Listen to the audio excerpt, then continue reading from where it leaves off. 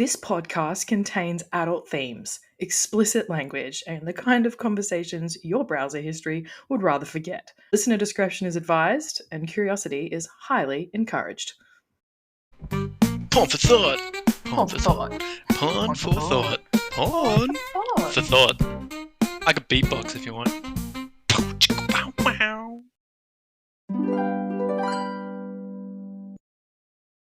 What are we talking about tonight? Oh, I'm so glad you asked. We're talking about tails. Tails. Heads or tails? On human beings. Oh. I mean, it does kind of involve heads and tails, right? It does. It does involve heads and tails, but more specifically, it involves fursuits, paws, ears, claws. Fursonas. And some heavy petting. Some heavy petting. Welcome to the Heavy Petting Zoo. Where this week's topic is furries. This is a topic that we have been very interested in for a long time, and I think something that we've talked about quite a bit at length previously, like in our own personal lives, because it's so interesting. 100%. And I think it comes up, or it has come up every time for both of us, I guess, trying to understand the psychology behind it, because it has a massive global reach, where it came from, why it started, and there's lots of information out there about those things. It really is such a huge phenomena that's only gotten bigger and bigger over time. But I think for us, the perspective of why there's a sexual component, why someone's finding that attractive, who's doing that, has always been something that we talk about at length, with absolutely no research behind us, and usually over a beer.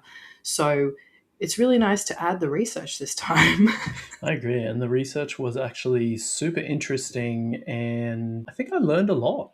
I like that reflection. It was strong, powerful. It gave me a lot of information about the things that you took away. Start us off, though. What is a furry?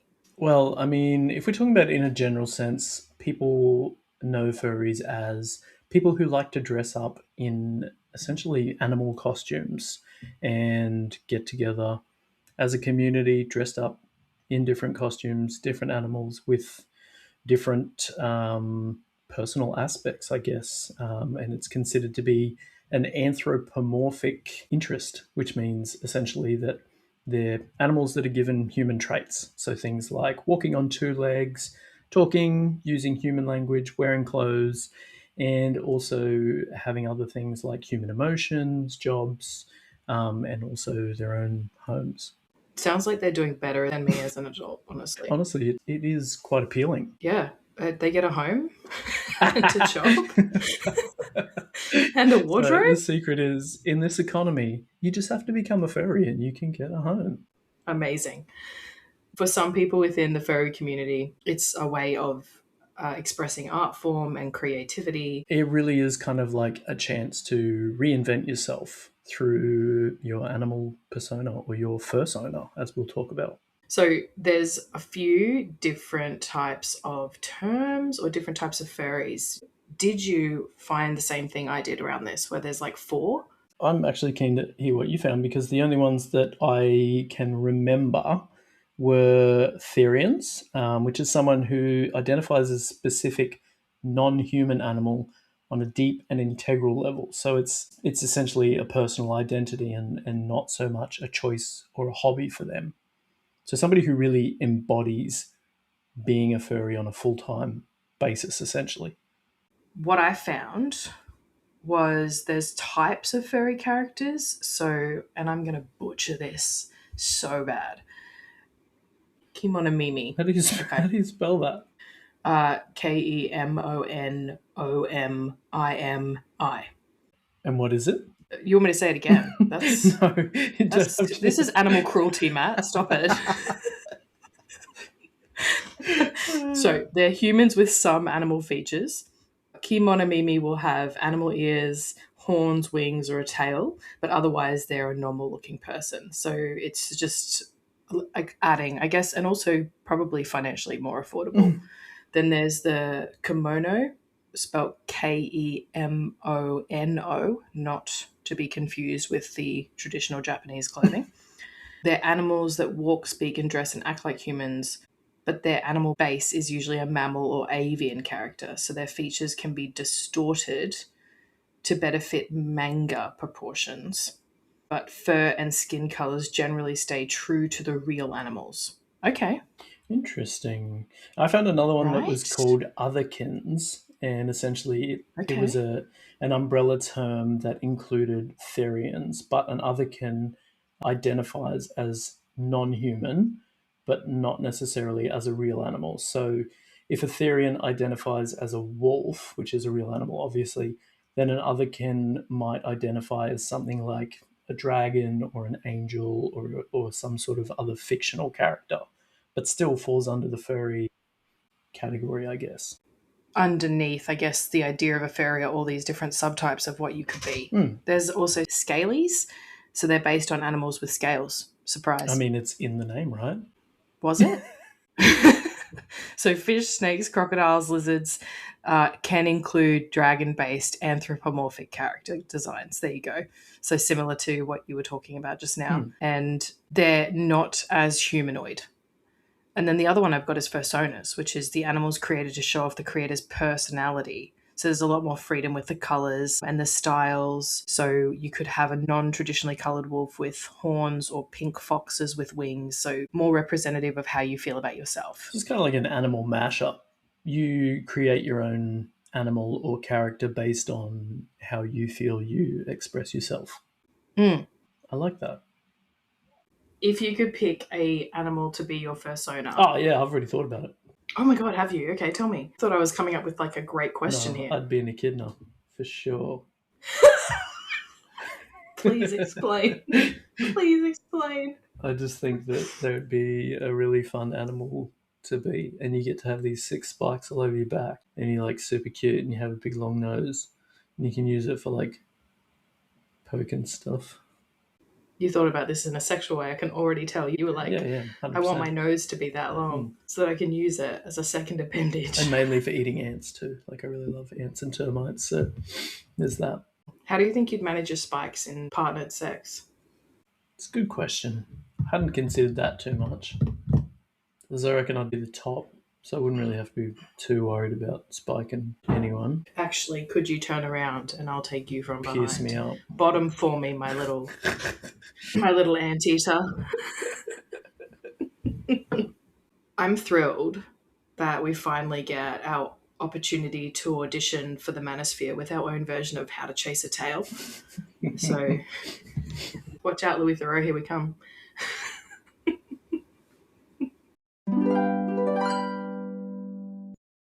I mean, it's obviously a massive community, and we know that it started in the 80s, around the same time as a lot of the anthropomorphized cartoons. People were watching things like Lola Bunny early days, and they were like, God damn, Donald Duck, who hasn't? Oh, Jessica Rabbit would fucking get it.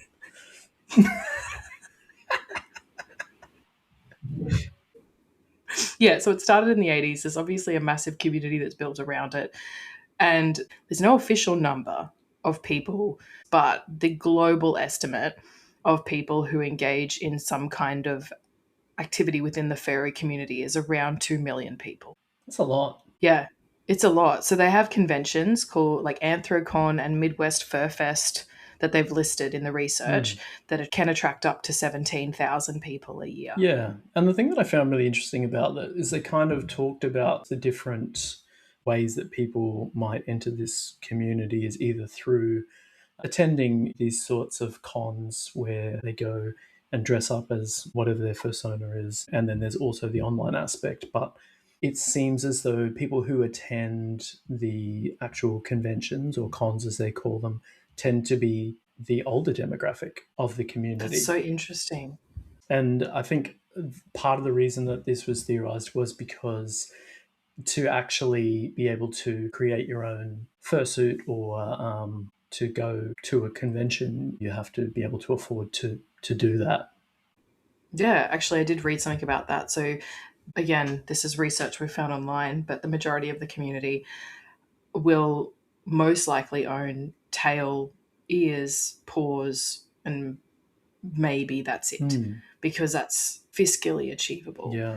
Where it's like $200 to buy something like that or make something like that. Whereas the suits, like the full suits, can be up to 10 grand. So you've really got to commit your budget to this lifestyle and identity. Yeah, it's a pretty big financial commitment, especially if you're a young adult or, just finished school and started working part-time. I don't know. You compare that with how much money people at that age spend on alcohol. Yeah, it's a good point. Not defending it necessarily, but I can see where that money would go. But in this economy... Do you know a term that I found that I really thought was quite cool and funny was grey muzzle? What is that? So it refers to the older people in the furry community who have been long-time furries. Since it began in the 80s? Yeah, and it only represents about 9% of the community from what I read. That's really interesting. The research was super inconsistent, and some of it said that a lot of the furries that they see now are early to mid-20s. Mm-hmm. And then there's some research that say late 20s to early 30s. Yeah, I read from 24 to 32, and then it seems as though once people sort of hit mid-30s that potentially it drops off because you might end up with, kids or a family, or you can't really commit the same kind of time and passion to it anymore. Actually, that makes a lot of sense. I think because I did end up deep diving some Reddit forums, and people were saying that they noticed that as they got older, they didn't need the community as much. Mm-hmm.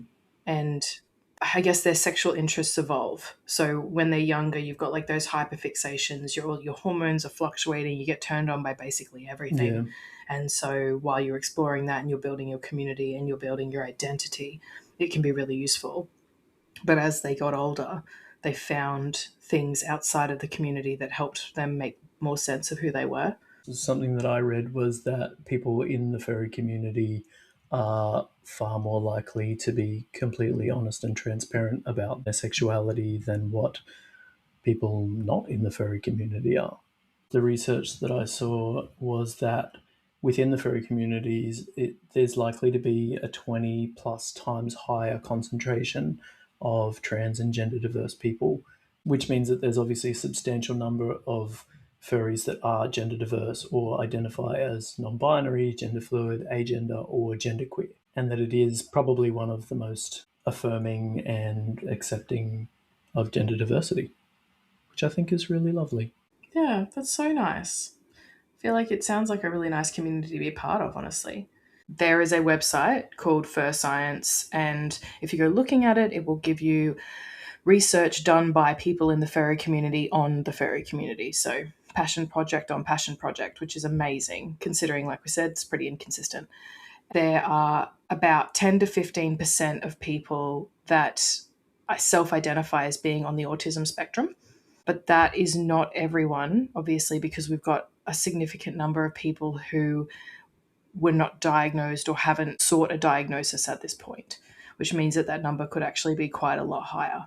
Yeah, and I think it makes sense too, because for young neurodivergent people and even older neurodivergent people, this is an opportunity for them to maybe have a sense of escaping the everyday challenges and experiences that they have. Things like social norms and even just physiological things like eye contact. When you're in a fursuit, when people can't see who you are or what you're doing, taking on a whole new identity, which I guess can give a sense of safety for a lot of young people.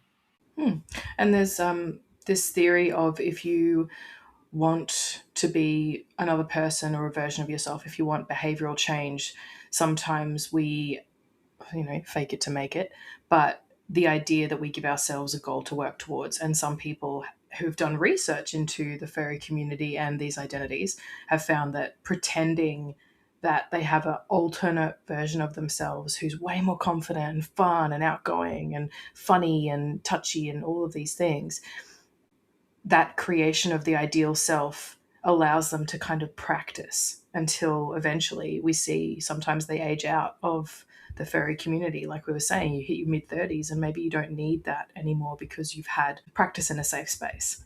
Yeah, for sure. And the other thing is, like, it kind of gives me a sense of almost like Gestalt empty chair type therapy, where you can sort of sit and see your other persona or your other identity and maybe that's an opportunity for you to get some sort of deeper insight into certain things.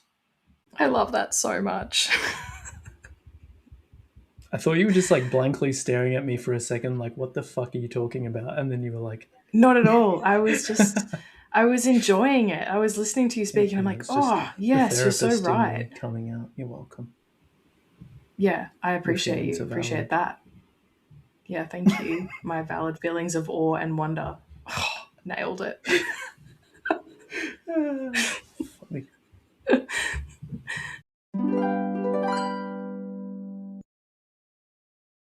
So, when it comes to porn, specifically furry porn, because that's what we're here, what's what we're talking about, chasing tails.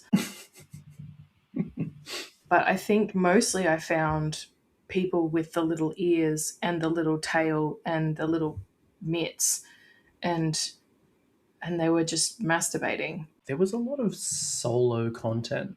Yeah, which I honestly am a bit frustrated by for two reasons. Number one, I really wanted to be able to see how people did it in a fursuit. Yeah. You know? Like, the logistics of that is fascinating to me. What are you opening up? I was thinking the same thing. Like, how do you actually... I'm pretty sure there's a back pocket. Which is funny enough what I call my asshole. Disgusting. No, I honestly was so family-friendly show, Matt. So interested in knowing the logistic side of things. Like, you have to have some sort of zipper in the front if you're a penis owner to be able to whip that bad boy out. Or, you know, are they maybe just using like a strap on? Because you can get animal type shaped dildos and things like that. Is that what they're using? And I was genuinely wanting to know more. I was curious. I agree. I can also see why they wouldn't be doing a lot of porn in those suits. It is extremely hot inside a fursuit, with the internal temperatures often reaching 46 to 52 degrees. Fursuiters sweat heavily within minutes, and even in air-conditioned environments, making frequent breaks, hydration and cooling accessories like fans or cooling vests inside the suit is essential. No, it's a solid no from me. And here in Australia, we do not have the kind of weather that would suit somebody in a full fursuit. Like, I feel sorry for the mascots at football games. So just imagining what it would be like to be in a full fursuit, even in winter here, it would still not be enjoyable. However, also a really big fan of the fact that people who might have a bit of social anxiety get to pop something on that helps them feel shielded and safe and can, you know, go out into the world and have fun and be themselves, and they get to show their authenticity on their in their costume, much like we do with tattoos or our hair color or anything like that. We also had a look at why people would watch furry pornography, not just people within the furry community, but as a general concept. Why might people watch furry pornography? And one of them was the attraction to anthropomorphic characters. So the combination of human traits, that emotion, expression, personality with a non-human experience can be attractive. There's also the variety and novelty. So people seeking different body types, designs, being more imaginative and fantastical. But there was a lot of crossover in those statistics with things like hentai or literally like any type of sci-fi, alien theme, robot, AI, anime, pornography that exists. So it comes under the same banner. Some people who would watch furry porn might also be watching some of those other types of pornography that allow this escapism and exploration of total fantasy and away from body types that exist and into things that just you would never really think of. And then there was identity and self-expression. So that was a way that they could explore their identity safely. Yeah, I mean, in comparison to other genres of porn, this is quite a niche genre in that the viewership is nowhere near as high as a lot of other categories, but it is still something that has quite a large following. And I guess the question that I had there was around like whether it's the people who are in the furry community or is it people outside of the furry community who are enjoying this kind of content. What I did have a look at was comparing global statistics of furry pornography against other types of niche genre. The people who are a part of that community are its biggest consumers. They're passionate. Big fans. I think it's also important to kind of highlight that there are misconceptions in people who conflate furry porn with bestiality, and that those are very, very different things. Yes. So that's part of, I think, when we talk about the reasons people would watch this type of pornography, there's the self-identification, this idea of us mirroring what we see on the screen and getting turned on by being able to imagine ourselves in that scenario. So if you identify as a furry and you've got a strong identity linked to that, then you start having those mirror neurons in your brain watching a furry masturbate or watching a furry have sex, and you're like, yes, that could be me. I can see that happening. Mm-hmm. There is also the erotic target identity inversion, ETII. So they're furries, they would be furries, and they experience sexual attraction to anthropomorphic animals and sexual arousal by fantasizing about being anthropomorphic animals. So they change their appearance and behavior to become more like that.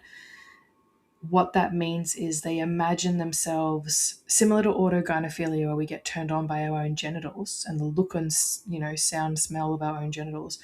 The ETIIs would get turned on by imagining themselves having those kinds of genitals and involving themselves having anthropomorphic sex. So similar with those mirror neurons, it goes in the same area, but they're calling it ETII. So it says a large majority of the sample were non-heterosexual identities, 84%, and the sexual attraction to anthropomorphic animals and sexual arousal of being in anthropomorphic animals were universal across the sample size, which means that basically everyone felt that way. What this does not mean is that somebody is attracted to animals themselves. They are attracted to the anthropomorphic versions of an animal. So a wolf with human speech, movement, all that sort of stuff. Yeah, not a wolf itself. Yeah, and imagining themselves as a wolf with human speech or having sex with a wolf with human speech as they would have seen played out. It honestly sounds like a bit of a fever dream to me. So when I'm looking at a lot of the research here, and I think we should put a critical lens on it, it is people within the furry community trying to understand sexual attraction and pornography use. Like, I am a member of this community examining other members of this community, to which many would not have a window. Makes sense. I have access to a community that other people may not have, and therefore I'm doing research around it. But I don't know the bias that exists here and the impact that bias is having on this research. Yeah, right. So you're not completely objective. It doesn't feel it. Yeah, right. It is interesting, the concept of ETIIs, so erotic target identity inversion, which honestly, reading it out loud really just sounds the same as the mirror neurons we discussed. As in, like, your brain sees somebody watching porn or something happen in front of you, you can identify with it, you imagine yourself in that position. They've just given it a bigger name, essentially. Interesting. The other thing that came up is conditioned fetishes. Do you know about that? No, but I'm interested to learn more now that you've said it. Because we've kind of covered it before with like feet, where you create sexual arousal for a non-sexual body part. Could it be something like, you were attracted to a certain character when you were younger and it became a sexualized thing? Yeah, so when you were younger, that maybe that character represented a safe place, or you really identified with them and they made you feel like seen. It's provided safety, comfort, the same way we find when we, as adults, you can interrupt feelings of distress by going back and listening to music that made you feel connected and safe, right? Your favorite song could interrupt bad feelings. Your favorite movie can do that too. So when you are younger, you watch a lot of this particular type of thing. You see, and especially in the 80s and 90s, we really leaned into anthropomorphized characters. Yeah, we did. I mean, where else did animals come from? What were they called? Street sharks? Do you remember street sharks? They were like literally sharks with human bodies. Samurai pizza cats? Yes. Do Ninja Turtles count? Yeah, I think so. Because the attribution of human traits, emotions, intentions, or physical forms to non-human entities. So, I mean, yeah, that does make sense because it's kind of like a human turtle. Like, And let's not forget the classic Beauty and the Beast and how many people were gutted when he turned into a human at the end. I saw the funniest thing the other day where they were like, Belle did not know the Beast was human and she was 100% prepared to fuck him. And I was like, that is actually cooked. When you look at it that way as well, she's like, he reads, he's covered in hair, he got that big old knot too.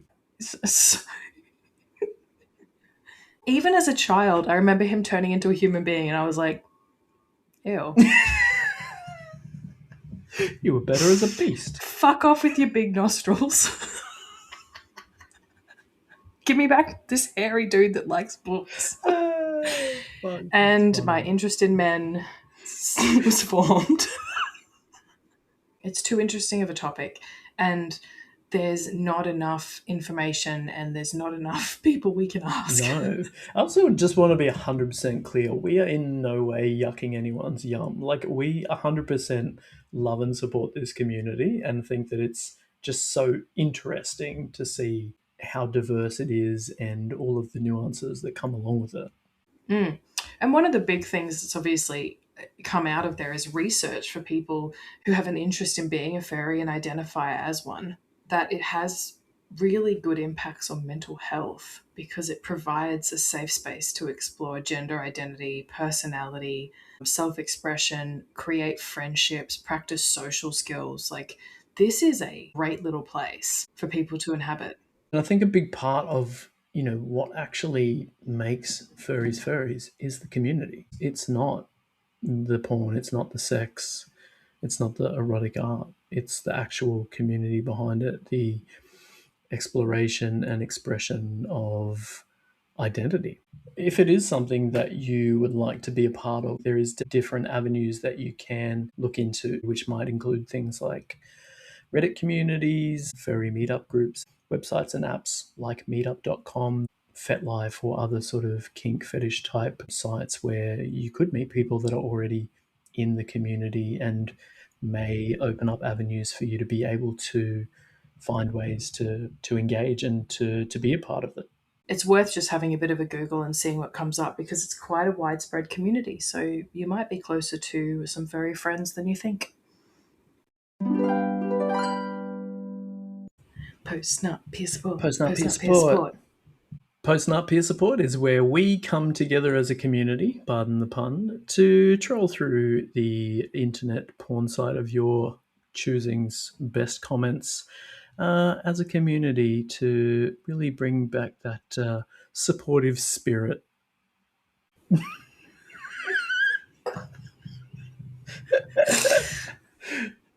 I'm ready.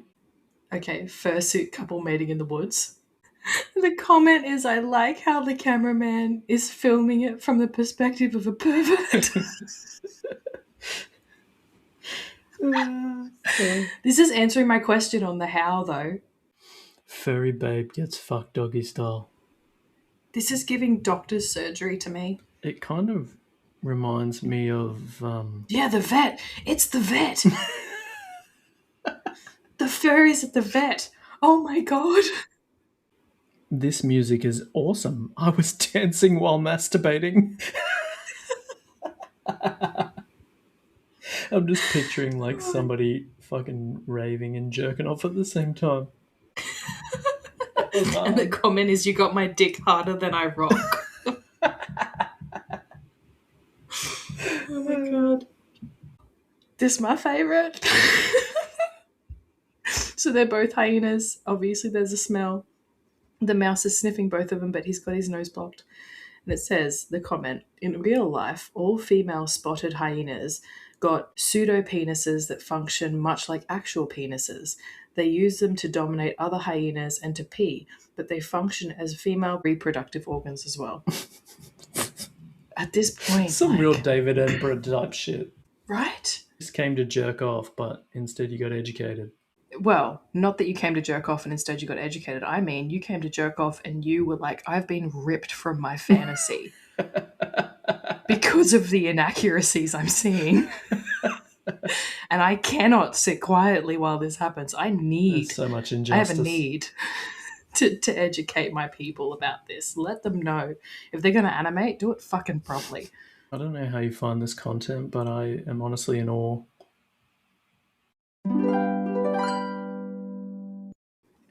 Thanks for coming on this journey with us. Hope you had a pawsome time. If there's anything that you want to know or anything that you'd like us to do a deep dive on, please let us know in the comments or on social media. Thanks for joining us to find out the cause and effect of furries. Dumb. You gotta be kidding me.